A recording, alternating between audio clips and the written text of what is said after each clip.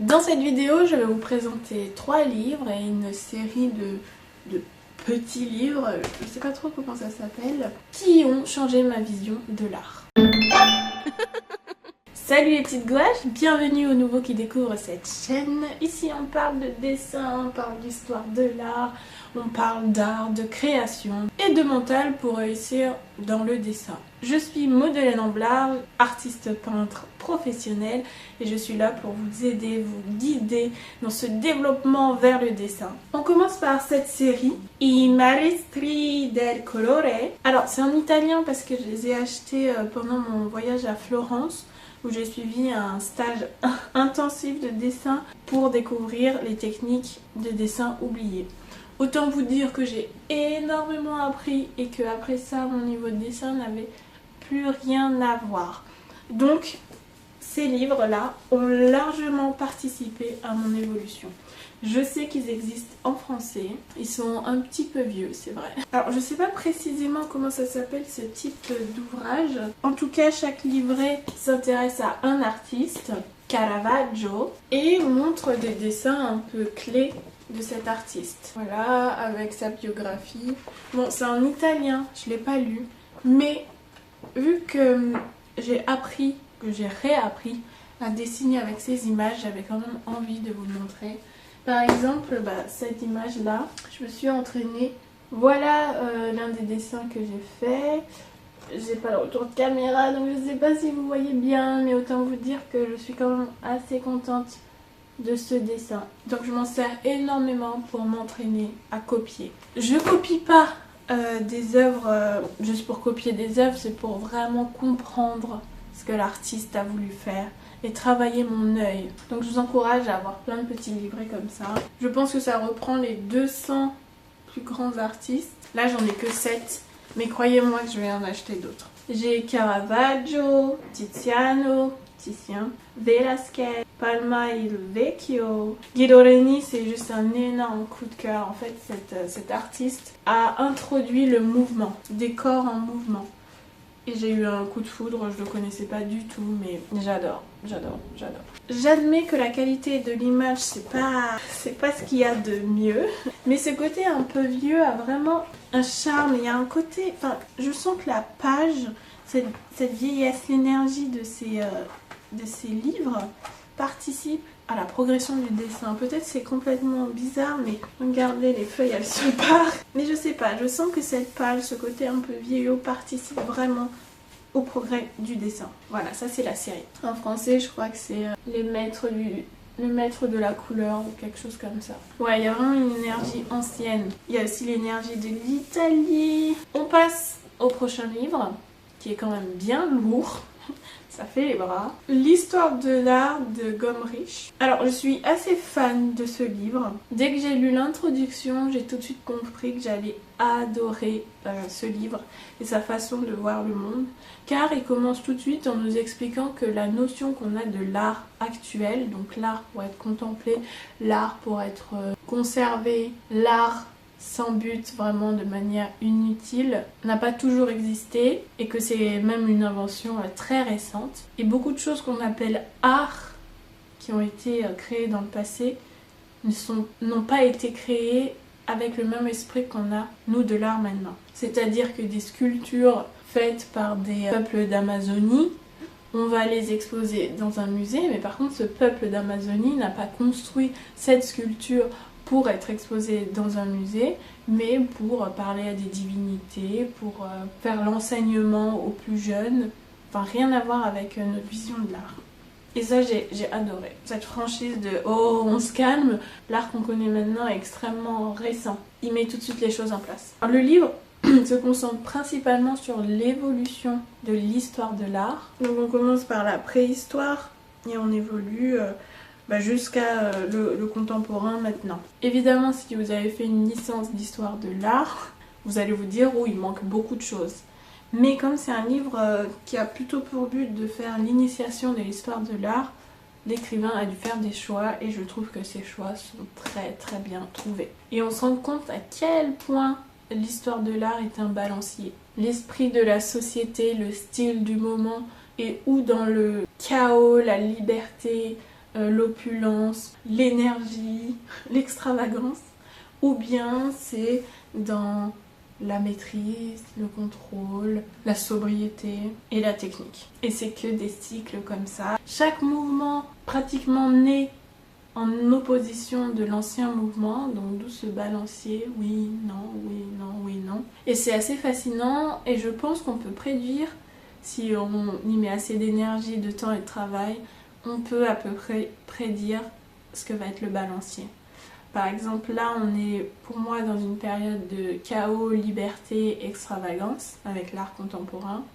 Il y a beaucoup de chances que le prochain mouvement, par contre je ne sais pas quand il sera, le prochain mouvement sera plutôt dans le contrôle, la maîtrise, la technique, la sobriété. Enfin, je dis ça là, maintenant, en 2025, vous pourrez revenir sur cette vidéo et dire « Ah ouais, elle l'avait dit ». La vérité, c'est que j'en sais rien. Alors, les images, elles sont vraiment de très très bonne qualité. C'est une lecture très facile.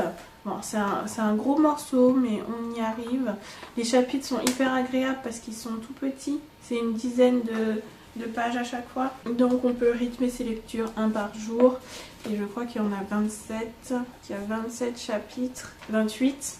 Donc ça veut dire en un mois, en lisant un petit chapitre par jour, il est lu. Évidemment, grosse recommandation pour ce livre.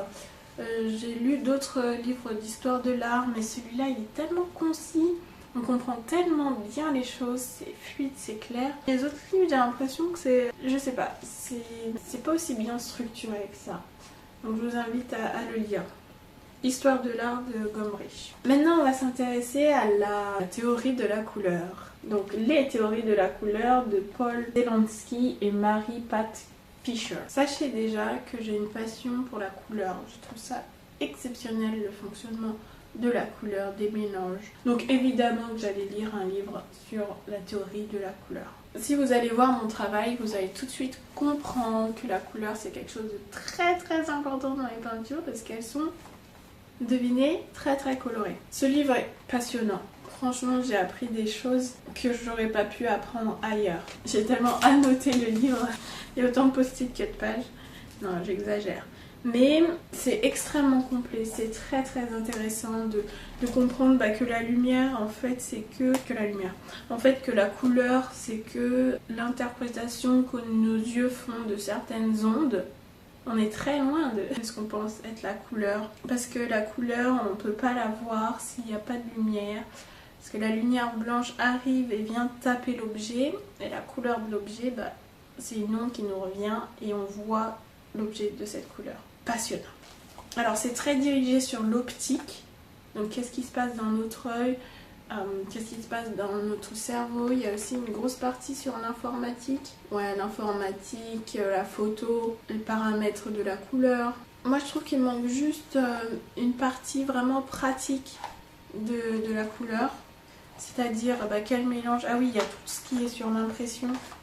Quel mélange on fait, quelle couleur va avec quoi, parce que ça c'est la théorie de la couleur, les couleurs complémentaires. Ils en parlent beaucoup mais ça explique pas comment l'utiliser dans les œuvres. Après c'est peut-être pas leur objectif. Voilà, là ils expliquent sur les impressions que RGB c'est 3 couleurs qui se chevauchent plus du noir qui crée cette image. Donc on est assez loin de la peinture en fin de compte. Mais ce que vous allez... et apprendre, ça va vous servir pour la peinture. Voilà, encore une grosse recommandation pour ce livre, Les théories de la couleur. C'est du très très bon travail. Je l'ai lu extrêmement vite, en une semaine je crois. Très facile à lire d'ailleurs. Là, on va passer à une autre grosse bête.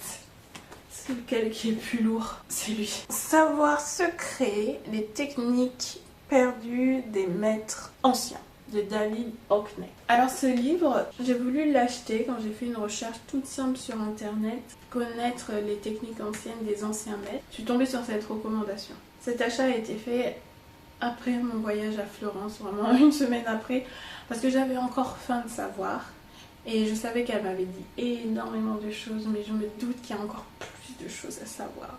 C'est vertigineux, donc j'ai acheté ce livre. Alors au début j'étais très mitigée parce que c'est un livre qui est entre la science et son avis personnel. Et au début il explique bien que tout part d'une intuition et qui pensent que beaucoup d'artistes ont utilisé des objets d'optique comme la caméra obscura ou des lentilles pour pouvoir réaliser leur œuvre. Mais c'est présenté d'une manière un peu...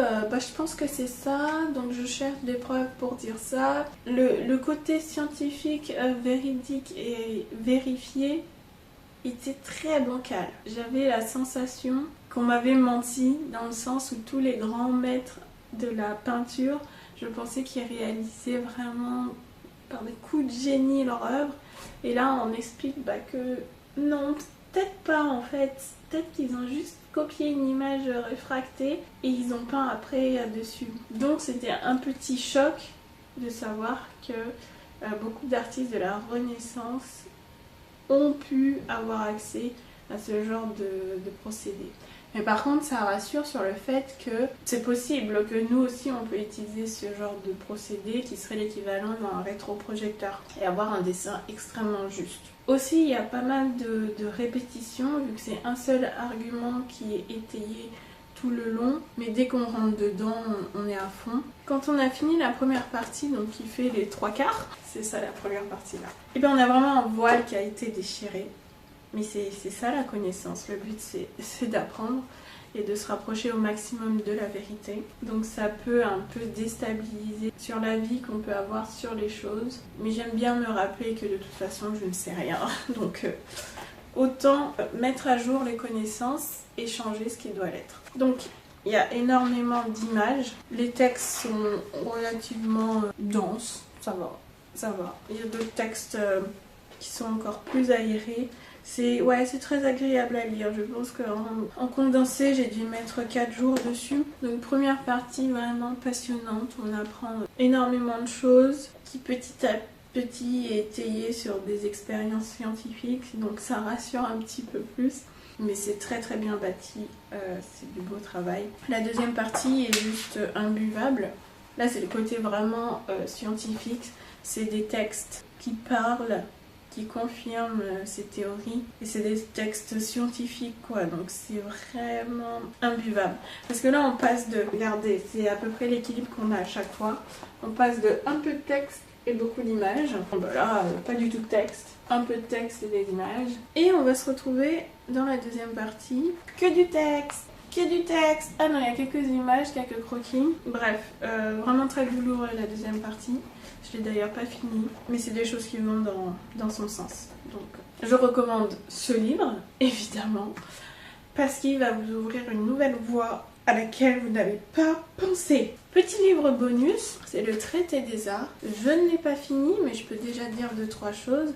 En fait, ce qui m'a plu là-dedans, c'est que c'est un apprenti. Alors, Sennino, fils d'Andrea Sennini, né à Colle d'Elsa, fut formé au secret de l'art pendant 12 ans par le fils de Taddeo Niolo de Florence, mon maître. Donc là c'est extrêmement pratique, c'est extrêmement dans la technique, ça explique les mélanges, comment préparer des enduits, il n'y a pas de théorie. Comment on dessine sur des tablettes de différentes espèces. Donc, avant c'était sur des tablettes en bois qui préparaient, vous allez comprendre, et ça c'est vraiment les techniques anciennes, c'est absolument ce que je cherchais.